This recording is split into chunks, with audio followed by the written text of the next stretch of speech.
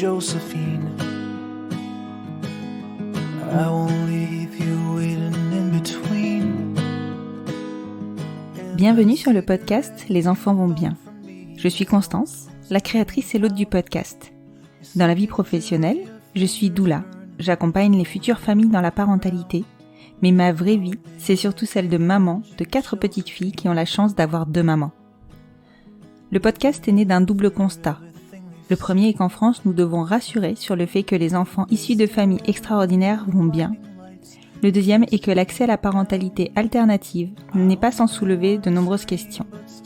Alors chaque épisode du podcast y apporte des réponses éclairées et constructives. Maintenant, place à l'épisode.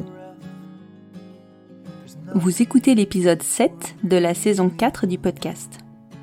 Depuis le mois de janvier 2022, je suis Caroline et Léa dans leur parcours de PMA en France. J'ai appris, et vous aussi j'en suis sûre, à les connaître à travers ce parcours. Nous avons tissé des liens forts, très forts, vécu ensemble les montagnes russes de la PMA et les inquiétudes qui en découlent.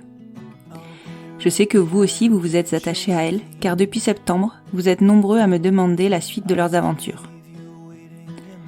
J'avoue que nous avons eu du mal à trouver un créneau pour nous retrouver, la rentrée scolaire transformant, chez tous les parents je crois, le rythme chaque année. Caroline et Léa sont un style de métier, le challenge était encore plus grand. Le rythme du podcast ayant changé aussi, il a fallu qu'on trouve une voix pour cet épisode, qu'on donne au fil rouge une suite digne de ce nom. Alors on a décidé de réaliser un épisode sous la forme d'une interview, comme un épisode du lundi, et donc de le publier comme tel. J'ai donc aujourd'hui le plaisir de vous proposer un épisode à 3 voix, avec Caroline et Léa, dans lequel nous évoquons la suite de leur parcours. Nous nous étions arrêtés au début du premier essai, et c'est à ce moment-là que nous reprenons notre discussion. Je vous invite donc à écouter l'intégralité de ce premier essai en IAD et en France. Je vous laisse savourer ce moment et je vous souhaite une bonne écoute. Bonjour Caroline, bonjour Léa. Bonjour Constance. Bonjour Constance. Ça me fait super plaisir qu'on se retrouve en vrai pour un enregistrement. Alors non pas qu'on se voit pas d'habitude, mais au moins là on se parle vraiment. Ouais, c'est trop bien. C'est trop chouette. Première fois. Donc là, on va partir sur un épisode classique, habituel, où on va traiter en fait de l'intégralité de la fin de votre parcours. Alors de la fin de votre parcours, en tout cas de la suite de votre parcours, dirons-nous, parce que le parcours pour le moment, il n'est pas fini. Et on va traiter principalement de la stimulation, l'insémination et le premier résultat des tests de grossesse. C'est ça. Alors je dis bien des tests de grossesse parce que moi je suis un peu au courant de certaines choses. Bref, je n'en dis pas plus. Pour commencer, est-ce que vous pouvez vous représenter parce que c'est très fréquemment qu'on me demande mais en fait qui vous êtes, d'où vous venez, ce que vous faites dans la vie. Ok. Donc moi c'est Léa, j'ai 28 ans, je suis en couple avec Caroline depuis bientôt 5 ans et je suis professeure des écoles sur Bordeaux. Voilà. Donc moi c'est Caroline, j'ai 43 ans, donc prof des écoles également sur Bordeaux et j'ai 2 enfants, Zoé et Gaspard. Issus d'une précédente union. Exactement, ouais. Voilà. Je vous fais pas nous raconter à nouveau votre rencontre, tout ça. Pour ça, si vous souhaitez découvrir un peu plus sur Caroline et Léa, il suffit d'aller sur l'épisode de présentation du fil rouge, donc qui date un petit peu, mais en tout cas, tout est dit dedans. Vous êtes présentés dedans. Oui.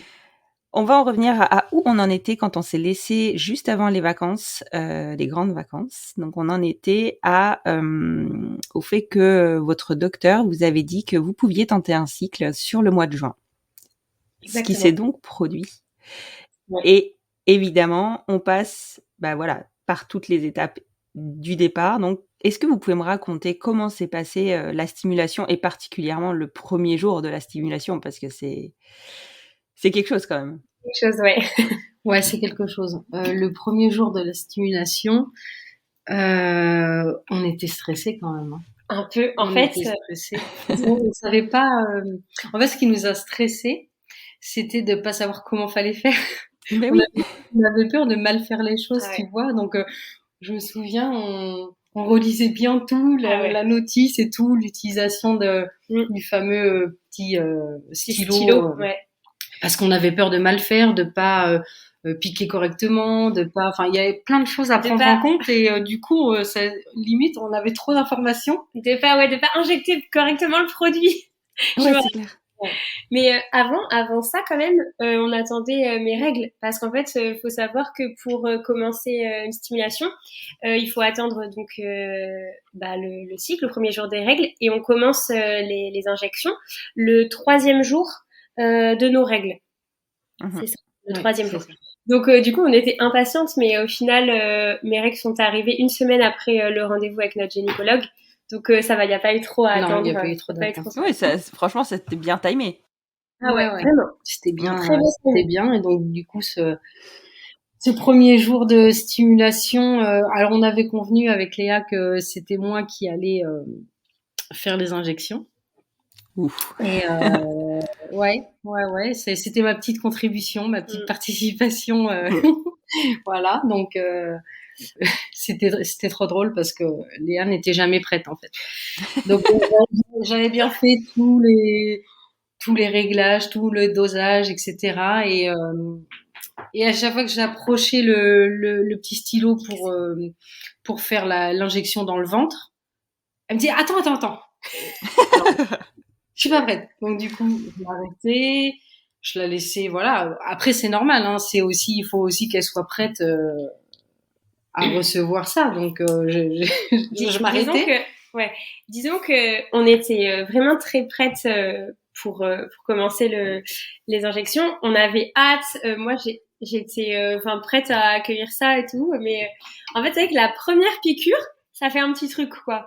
T'es là, ok, c'est maintenant. Là, ça y est, on y est. Oui, puis aussi, tu sais pas La douleur, ce que ça va te faire, oui, ce voilà. que tu vas Ouais, c'est ça. ressentir. La première.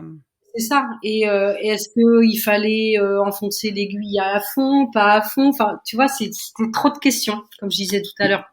Donc ça, c'est allez, on y va.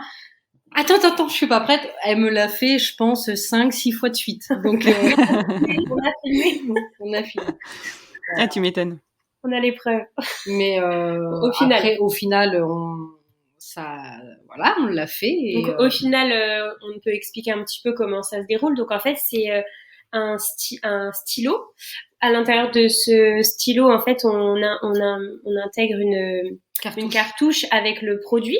Cette cartouche-là, en fait, ça va être la même pour toute la durée de la stimulation. Donc ça, vraiment, on le fait en une fois. Enfin, il y a juste une fois où on met la cartouche. Après, c'est bon.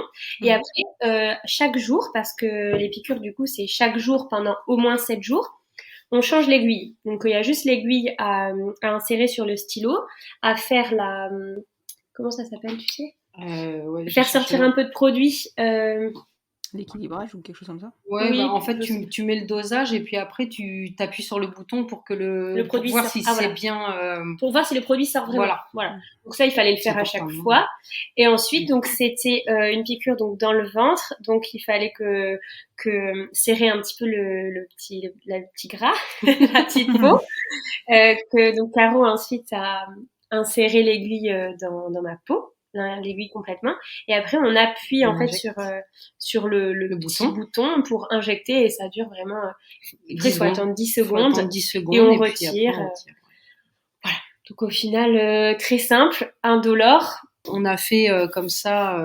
Donc c'est moi qui ai fait la première injection.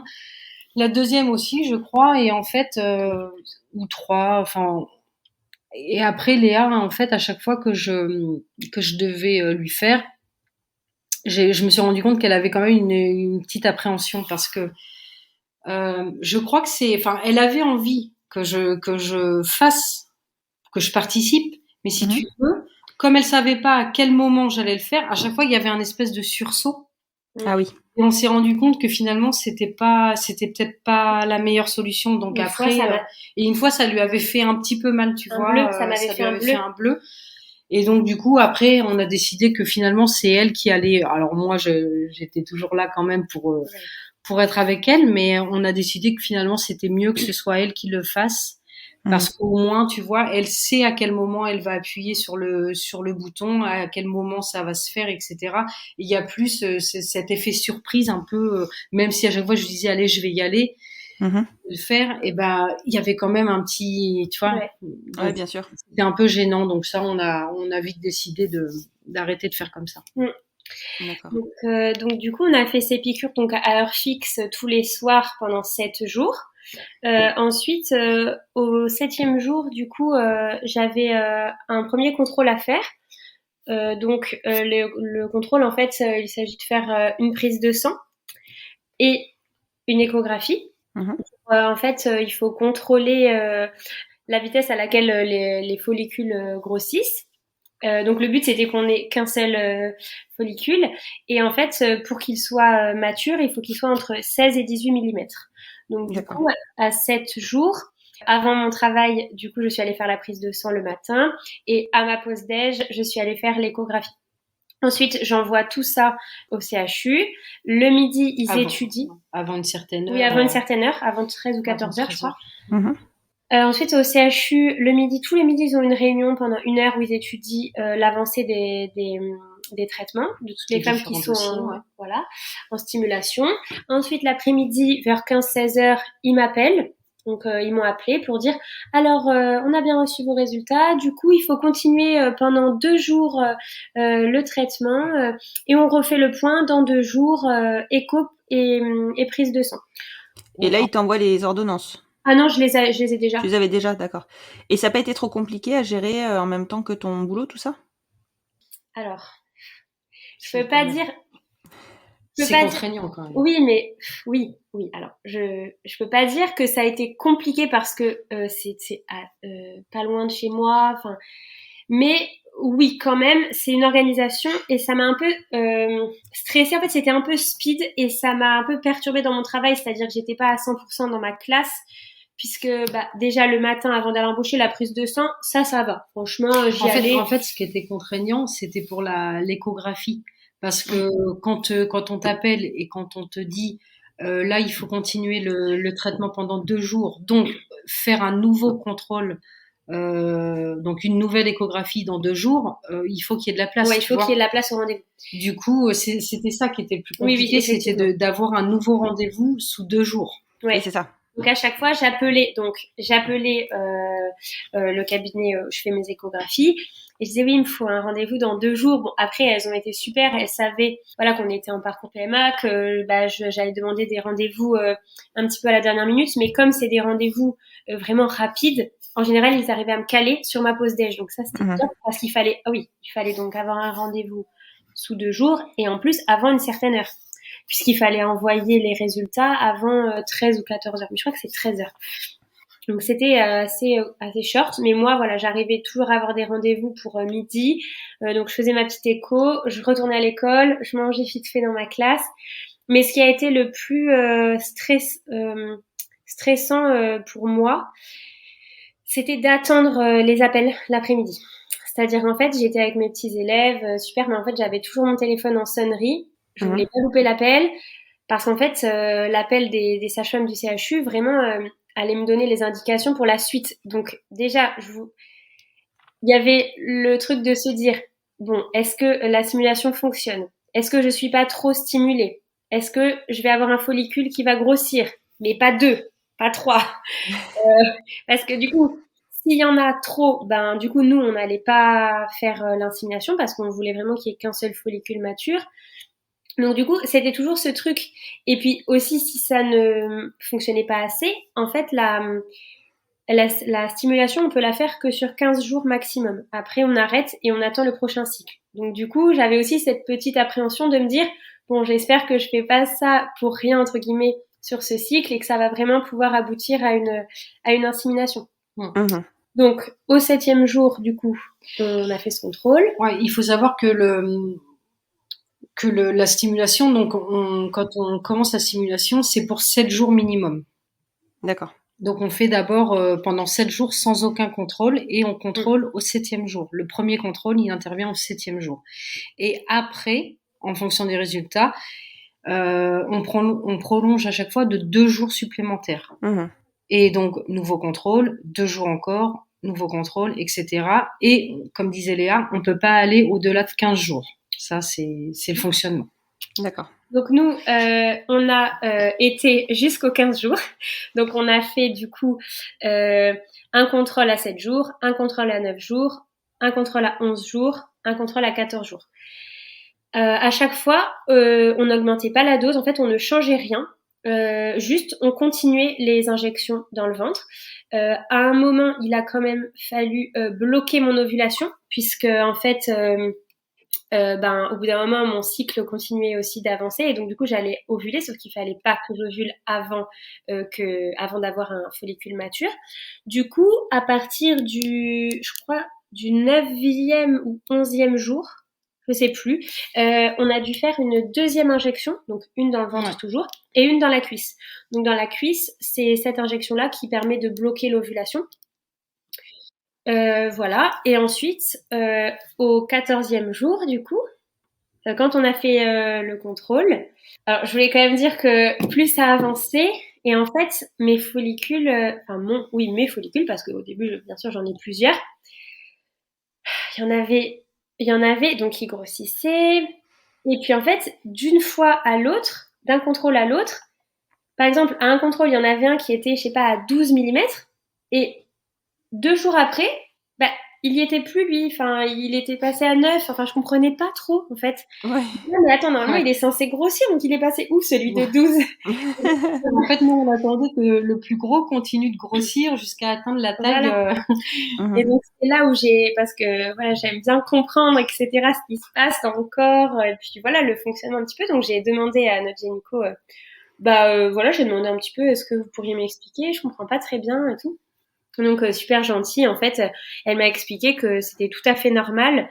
Voilà, il y avait des follicules en fait qui grossissaient, puis qui s'arrêtaient de grossir, ou même qui disparaissaient. Enfin voilà, et en fait, il y en a qu'un seul qui va vraiment arriver à maturation normalement, si la stimulation est correcte. Et effectivement, donc moi, c'est vrai que j'avais quand même cette petite chose à chaque fois de me dire, oh non, j'en ai toujours pas, il faut continuer. Alors, pas que ça me dérangeait de Par continuer. moment, on avait l'impression que c'était bon pour la taille. On se disait, ah, ça y est, là, il y en a un qui est bon. Puis en fait, elle nous appelait, puis elle nous disait, bah non, il faut encore continuer 2 jours.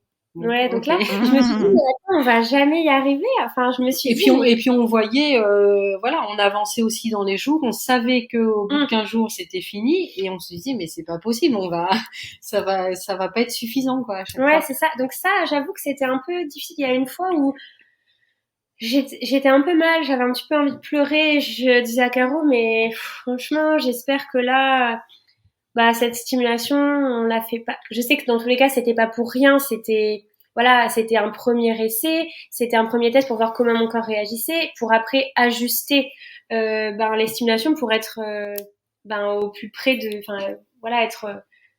faire la meilleure stimulation possible. Mais c'est vrai que quand même, quand on commence une stimulation, on a envie que ça aboutisse à une insémination. Ouais. Après, ça prend pas, mais en tout cas que ça aboutisse à une insémination, parce que les piqûres, même si ça reste totalement gérable, etc., c'est quand même quelque chose, c'est assez contraignant. Il faut être rentré tous les jours à la même heure. Et d'ailleurs, pour la petite anecdote, quand on avait notre kermesse. Donc moi, je fais mon spectacle de kermesse. Vite, je rentre chez moi, mais en douce. Enfin, fallait pas que les collègues captent que je partais, quoi. Enfin, sinon, trop bizarre. Du coup, je suis rentrée vite fait. Hop, la piqûre. Moi, j'avais tout préparé pour qu'elle reste le moins longtemps possible à la maison, parce qu'après, elle devait repartir. Et après, hop, je suis repartie à ma kermesse. Bon, voilà. Après, c'est des bons souvenirs. C'est une organisation. Voilà. Au bout du 14e jour de contrôle, enfin de stimulation, on fait un contrôle, et là, on a un follicule mature. Un. Donc, trop bien. Déjà, un seul. Et c'était bon. Donc, du coup, là, les sages-femmes m'appellent l'après-midi et elles me disent, super, on va pouvoir déclencher l'ovulation. Donc, ce soir, vous ne faites pas d'injection dans le ventre. Vous allez déclencher l'ovulation par une injection dans la cuisse. Et on va programmer l'insémination 2 jours après. Waouh, là c'est concret. Ouais. Là on n'en revient pas, on se dit trop bien, ça y est. On se dit trop bien. Donc là, on est à peu près début juillet. Surtout que, pour nous c'était C'était fou quand même parce que on partait en vacances aussi quelques jours après, quoi. Donc tout se goupillait hyper bien avant notre départ en vacances. Donc, du coup, on fait l'injection pour déclencher l'ovulation et ensuite, 2 jours après, on avait rendez-vous pour l'insémination à 14h au CHU. Donc, j'ai bien demandé est-ce que ça sera bien avec notre gynéco parce que ça me tenait vraiment, enfin ça nous tenait vraiment à cœur. Et oui, c'était bon, c'était elle ce jour-là, donc trop bien. Pile. Pile, Ouais, pile. Donc début juillet, on était en vacances, donc parfait. Le premier jour de vacances, ça tombait ce jour-là, donc Pile. pile aussi, Toujours. toujours pile. Donc on se rend au CHU pour faire notre petite insémination tant attendue. Incroyable, hein, parce que première tentative avant l'été, donc génial. Bah, surtout quand on pense au fait que vous étiez orienté sur septembre, quoi, que dans votre tête de base c'était septembre. Exactement. Et là, pouvoir faire un essai juste avant nos vacances, juste 2 jours avant de partir. 2 jours avant de partir, en vacances. c'était génial. Du coup, au CHU, ben là, l'insémination, on va en parler rapidement. Du coup, c'est une interne qui est venue donc m'appeler pour ensuite, donc on est en fait dans une petite salle assez sombre puisqu'il y a aussi une machine pour faire les échographies. Voilà, et ensuite dans cette salle il y a une petite fenêtre et derrière en fait il y a le labo avec les personnes qui préparent en fait les paillettes. Donc les pipettes en fait. Notre gynécologue me demande si je suis stressée. Je réponds absolument pas. Moi j'étais juste en folie dans mon corps. Hein. J'étais hyper contente. Que ça. Tu m'étonnes, l'excitation, quoi. Exactement. Et puis voilà. Ensuite l'insémination, ben c'est pas du tout douloureux. En fait tout simplement un peu comme un examen gynécologique. Donc ça consiste à voilà on met le spéculum. On ouvre le col et ensuite ce que j'ai beaucoup aimé et apprécié c'est que la personne qui donne en fait la pipette de sperme à la gynécologue dit Madame Arnaud, Madame Raymond, donc là elle dit bien que oui, donc c'est le bon couple et j'ai vraiment apprécié qu'elle dise nos 2 noms et pas que le mien. Ouais. Donc ça c'était vraiment c'était un petit détail mais qui a toute son importance je trouve. Et ensuite voilà la gynécologue du coup insère la pipette et lance et c'est parti. Et c'est fini. C'est fini. Donc vraiment pas du tout douloureux, enfin c'est rien par rapport à tout ce qu'on a vécu avant dans le parcours, c'est juste l'aboutissement et c'est enfin voilà, c'était un super moment nous vraiment voilà. Excellent. Et alors là, bah, tu sors de l'insémination. C'est le moment où, en fait, c'est un peu comme, enfin, tout s'arrête, quoi. Et tu reprends l'attente. Ouais, c'est ça. C'est une nouvelle étape, une qui se termine, une qui commence, comme tu dis, une nouvelle attente. C'est un moment de joie vraiment. Ouais. Enfin, on est toutes les deux là et on se dit ça y est. Enfin, ça se trouve. C'est la bonne, on sait pas, on sait pas trop, donc on est hyper contente et puis on se dit bon bah là maintenant il va falloir attendre 15 jours pour savoir. Heureusement, on partait en vacances, donc ça tombait 2 bien ou 3 jours après dans les Cyclades. Donc voilà, ça, on s'est dit bon ça va être quand même plus cool. L'attente va être plus facile. Ouais, c'est clair, parce que t'avais du coup le projet des vacances, donc les valises à faire, tout ça. Enfin, tu rentres dans ton quotidien, quoi. Plein de choses, donc du coup, on s'est dit bon voilà, finalement ça, on va attendre, mais on sera bien occupé. Ouais. Et je suppose que vous êtes parti avec une valise entière de tests de grossesse. On est d'accord? On est d'accord. Pas une valise entière, mais oui, on a pris des tests parce que bon, on était sûr qu'on n'allait pas pouvoir attendre 15 jours. C'était pas possible. Pas possible. Donc on s'est dit bon allez, on va en prendre un. Ah non, on va en prendre 2. Bon, on a pris 2 tests. On est raisonnable quand même. Ah oui, c'est hyper raisonnable. Franchement, c'est hyper raisonnable. Donc on en a pris 2, des tests précoces, donc qu'on peut faire à partir du 8e jour après l'insémination. Donc du coup, nous voilà avec nos petites valises, nos petits bagages en direction de la Grèce. On prend l'avion, hop hop hop. Du coup, c'est vrai qu'au début, super contente d'être en vacances, super contente d'être au soleil dans un lieu magnifique. Du coup, ça allait. L'attente. Franchement, on n'y pensait pas trop. On s'est dit en plus, on va pas le faire direct au 8e jour, on va attendre un petit peu pour être sûr parce que il faut quand même que le test puisse détecter l'hormone, l'hormone de grossesse. Donc bon, on s'est dit on va pas abuser, on va attendre, etc. Donc vient le jour. Donc je crois qu'on l'a fait au 10e jour. Ouais, je crois. Ouais. Le jour de le jour de sa fête. Donc le 17 juillet. Et du coup, donc là c'était quelque chose, puisque il fallait faire ce test le matin. Mais alors, moi, j'avais lu la notice du test, mais un petit peu dans les grandes lignes. Et du coup... Pas jusqu'à la fin. Pas jusqu'à la fin. Alors que c'était le plus important. C'est toujours comme ça. Du coup, je me lève. Et puis, en fait, je dis à Caro, bon, là, je vais aller faire le test. Sauf que... je vais faire le test. Donc, je vais dans la salle de bain. Je sors ma petite languette. Je fais pipi sur la petite languette, je remonte dans la chambre et je vais voir Caro. Et là, en fait,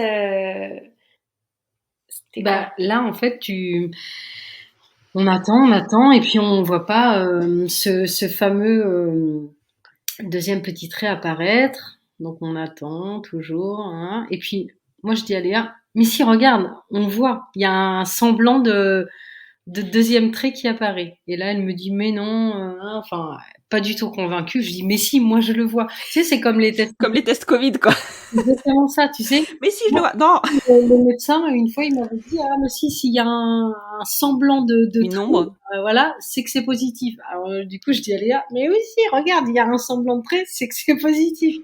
Mais moi, Léa ne voyait pas. Je voyais pas. Je dis, attends, on en refera un. Et en fait, en discutant toutes les deux, en fait, on se rend compte que les tests de grossesse, il faut les faire avec les premières urines du matin. Oui. Ouais. Sauf que moi, j'avais... C'était levé la nuit.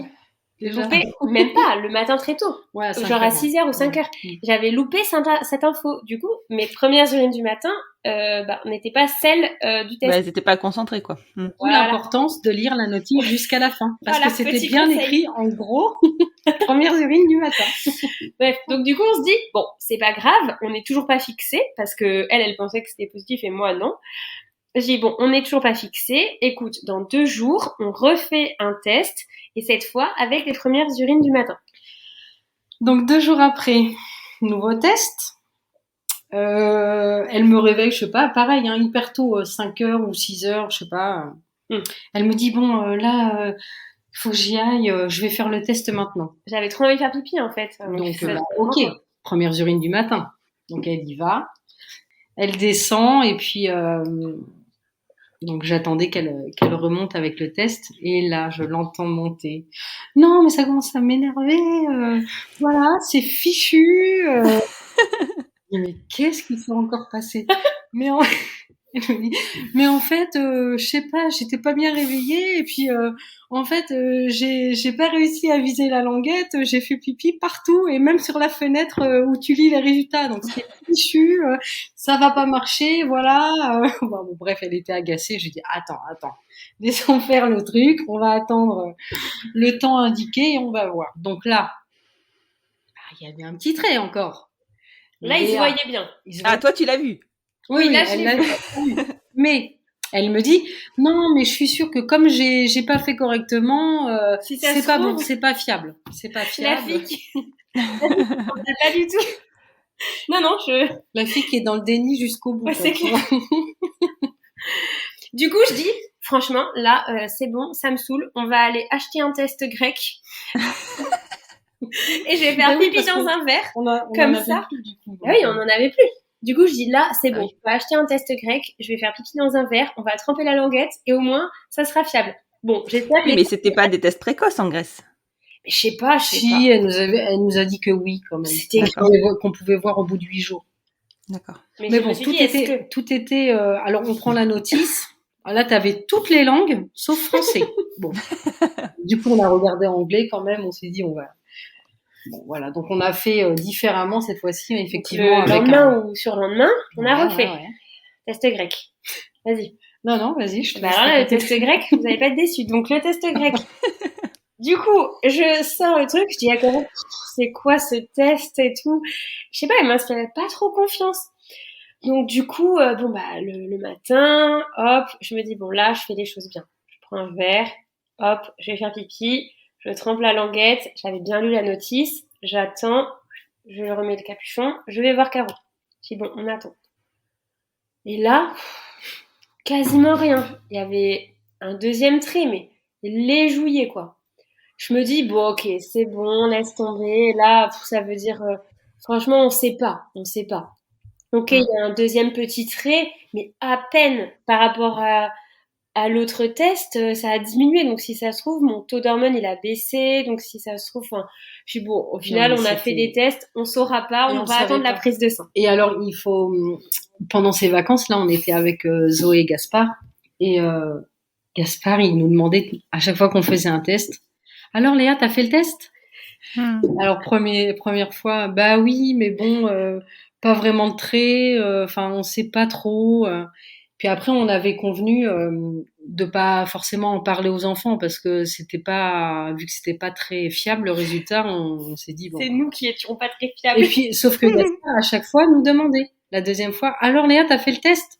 Oui, mais bon, j'ai un peu raté, donc je sais pas. Et il nous regardait, il se disait non mais c'est pas possible. Et la troisième fois, alors Léa, t'as fait le test? Ouais, mais bon non mais C'est un test grec quoi. les enfants devaient se dire non mais c'est quelque chose ces tests quand même. Ça a l'air pire que les tests Covid, hein. Donc du coup, on est rentré en France et encore une fois pile le jour. Enfin, on est rentré et le lendemain, en fait, c'était le moment où il fallait faire la prise de sang. Ça faisait pile 15 jours. Donc là, j'ai dit à Caro, bon, là, on sait toujours pas. Donc là, il y a que la prise de sang qui va nous dire. Moi, il y a que grâce à la prise de sang que... Ça sera fiable au moins. Voilà, que je serai vraiment contente ou pas, quoi. Donc le matin, là, hyper tôt, hein, bien encore une fois, j'étais levée, 7h30, j'étais au labo. Je fais la prise de sang. Je faisais pas la fière, hein. Et donc, du coup, je dis à la fille, j'aurai les résultats quand?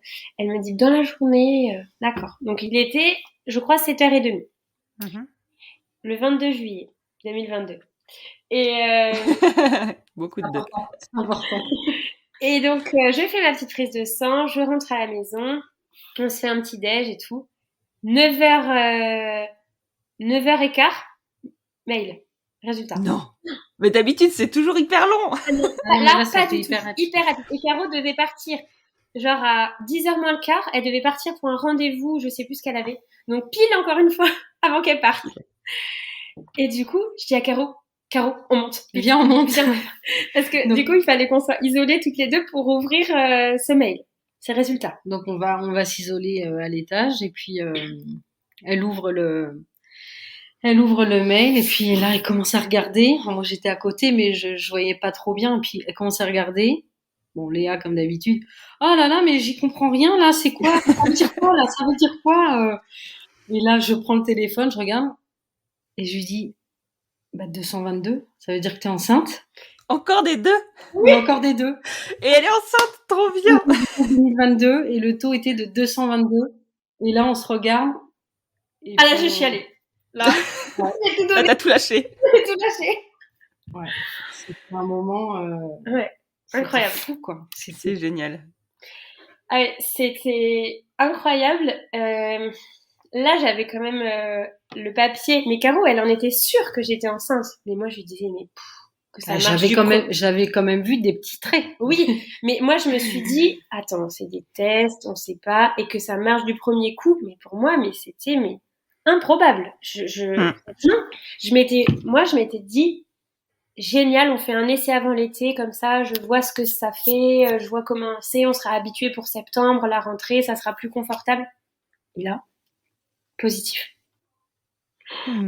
Alors là, j'ai pleuré. Mais Bah oui. donc là, j'ai réalisé un peu. Et après, j'ai plus réalisé. Du coup, je sais pas, j'en revenais pas. Bah, en même temps, c'est fou, quoi, parce que ça a été hyper vite pour nous. Mm. Ça a été hyper vite, tout s'est bien enchaîné, le parcours s'est bien passé, ça a marché du premier coup. Enfin, oui, par moments, on a du mal à réaliser parce que on se dit, mais on a vraiment de la chance, Beaucoup de quoi, chance. et Mm. c'est incroyable. Enfin, c'est magique. Tout était aligné. Ouais, c'est Mm. ça. C'est fou. C'est génial. Franchement, je suis trop contente pour vous. Merci. Mais ça, vous le savez déjà. Parce que mine de rien, je le savais déjà aussi. Non, mais franchement, oui, vous avez beaucoup de chance. Je pense qu'il faut, enfin, voilà, on connaît tous les statistiques, et il y a quand même dans les statistiques du positif, hein, donc Ouais. ça veut dire qu'il y a des gens qui y arrivent du premier coup. C'est votre cas. Mm. Tant mieux pour vous. Mm. Mais enfin, en plus de ça, je crois que vous êtes dans les premiers couples, alors, de Bordeaux à, Oui. vas-y. Oui. Donc notre gynécologue qu'on adore. Ouais, en fait, quand elle nous a appelé bah, par rapport aux résultats, là, bah, déjà, elle était super contente bah, de voir que ça avait marché du premier coup. Et puis, elle nous a dit qu'on était les deuxièmes sur le centre de Bordeaux pour qui ça avait Être fonctionné. enceinte. Donc, bah, c'est. Mais On, que on était ses premières Ouais. patientes. Donc, pour nous, bah, c'est génial parce que elle était contente et enfin franchement comme c'est quelqu'un avec qui c'est vraiment bien passé. Voilà, je sais pas, je trouve pas les mots, c'est trop bien, quoi. Ouais. Alors, je dois préciser un point de détail qu'on n'a pas précisé sur aucun des épisodes, mais il s'avère que moi aussi, ça me touche pas mal et je comprends, je vois très bien comment a pu réagir la gynéco de Caro et Léa parce qu'il s'avère, hasard, que cette gynéco a été aussi ma gynéco. Et donc, enfin voilà, je retrouve vraiment beaucoup ses réactions et sa façon de fonctionner dans ce que vous racontez, dans ce que vous véhiculez. Et donc, je vois très bien comment elle a pu réagir à ce moment-là. Ouais. Ouais, vraiment, Ouais, vraiment, ouais. C'est une top gynéco. j'espère qu'elle écoutera ce podcast. Ouais, c'est exactement ce que j'étais en train de me dire. Si elle écoute, merci. Merci. beaucoup. Donc voilà, bah écoutez, franchement, on est toutes pleines d'émotions. Hein. Là, on a eu une coupure parce que Léa était toute émue, donc c'est Caroline qui a pris le relais. Moi aussi, j'ai les larmes qui montent. Je suis vraiment ravie pour vous. Évidemment qu'on va continuer, qu'on va continuer à se suivre. Bon, nous, on le sait, hein, toutes les trois, mais bon, toujours est-il que je vais continuer à donner des nouvelles à nos auditeurs et je pense qu'on se programmera un enregistrement quand bébé sera arrivé. Quand vous aurez le temps d'atterrir, de prendre vos marques, tout ça, pour que vous nous racontiez comment s'est déroulée cette grossesse et l'arrivée de bébé, si ça vous convient. Oui, Bah oui, avec carrément. grand plaisir. Donc on clôture, c'est aussi très émouvant, toute cette série du fil rouge, qui s'est clôturée bien plus vite que je ne le pensais quand je vous ai contacté en janvier dernier. Je pensais pas qu'on clôturerait en septembre. C'est assez fou. Ça fait 9 mois, hein. C'est marrant, hein. Ça fait 9 mois tout pile pour ce parcours et je trouve que c'est un parcours qui est plein d'espoir. Alors je sais que en fonction des séquences, en fonction des couples, les choses ne se passent pas de la même façon. Mais voilà, enfin, c'est un parcours réalisé en France avec des personnes hyper bienveillantes et qui vous ont soutenu. Et aujourd'hui, on a un excellent résultat, quoi. Exactement. Ouais, c'est vrai que c'est important de le dire parce important que de le dire. on le sait, hein, c'est vrai qu'on a des échos, on sait que c'est pas partout aussi facile entre guillemets, mais il faut savoir que ça existe et que ça peut très bien se passer et qu'il y a beaucoup de personnes qui sont bienveillantes et enfin nous en tout cas on a toujours rencontré des gens super et je pense que c'est aussi ce qui nous a aidé à réaliser à vivre ce parcours aussi sereinement ouais, et c'est important, c'est ouais. sûr et nous on tient à le dire, À le dire. Ah oui. qu'il faut pas perdre espoir et c'est super. C'est que du bonheur. Ouais, c'est que du bonheur. Bon, c'est pas terminé. On se revoit. Et on va clôturer cet épisode. En tout cas, je vous remercie beaucoup parce que ça a été un investissement aussi, d'enregistrer tous ces épisodes, de prendre le temps, de tout expliquer, de vous faire l'effort, entre guillemets, de vous souvenir de comment s'étaient passées les choses. Merci vraiment parce que ça va servir, clairement, ça va servir parce que vous êtes les premières, enfin, vous êtes un peu les pionnières du parcours PMA en France. Merci à toi, Constance. C'est vrai que quand tu nous as proposé ça, on n'a pas hésité très longtemps parce qu'on s'est dit qu'effectivement, si ça pouvait servir, c'était tant mieux parce que nous, on te redit que tous les podcasts que tu peux faire nous ont beaucoup apporté aussi. Donc, on te devait bien ça parce que c'est vrai que ça nous a vraiment aidé dans notre prise de décision par rapport à la parentalité ensemble, etc. Et voilà. Donc, merci à toi beaucoup pour tout ce que tu nous apportes. Merci les filles. Merci beaucoup, François.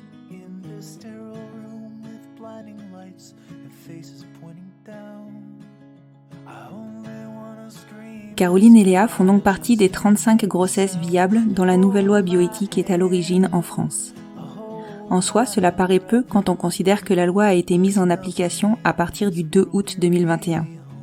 Les délais se sont allongés, les sécos ont été surpris par la demande et particulièrement par celle émanant des femmes seules, qu'ils n'avaient pas anticipées. Si l'on résume le parcours de Caroline et Léa, il leur aura fallu 9 mois pour accéder à un essai entre la prise de contact et la première insémination. Et donc 9 mois pour voir un test de grossesse virer au positif. Elles ont eu de la chance et elles la savourent, je vous rassure. J'en viens à la partie newsletter audio de ce podcast. J'avais envie de revenir avec vous sur un commentaire qui m'a chagriné la semaine dernière concernant la rediffusion de l'épisode de Marie-Clémence et Aurore. J'avais pris le temps dans la semaine, à plusieurs reprises même, d'expliquer que je ne pourrais pas sortir un épisode qualitatif durant les congés de mes enfants. Celui-ci était prêt, mais pas le suivant. J'ai reçu un commentaire presque exigeant, demandant pourquoi il n'y avait pas de nouvel épisode cette semaine.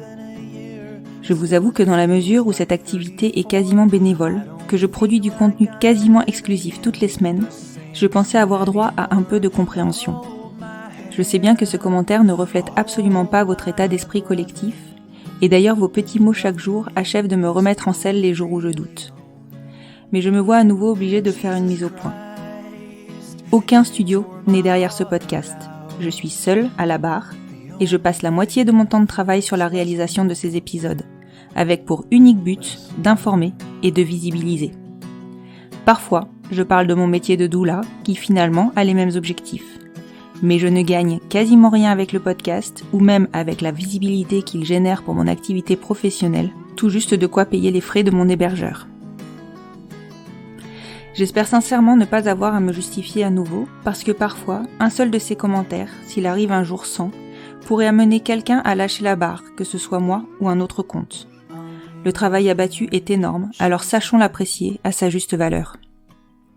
J'en arrive à mes seules demandes concernant cet investissement de ma part. Vous me demandez souvent comment soutenir le podcast. Le meilleur moyen est de lui donner plus de visibilité, en le partageant sur les réseaux sociaux, en le notant sur les plateformes d'écoute, ou en le partageant via le bouche à oreille, et je sais qu'il fonctionne bien. En gros, faites du bruit, plus vous en ferez, et plus ma reconnaissance sera grande. Je vous remercie encore une fois, sincèrement et profondément pour votre soutien. Et maintenant que j'ai fait cette mise au point, et peut-être que vous avez encore la pêche, je vous souhaite une excellente semaine.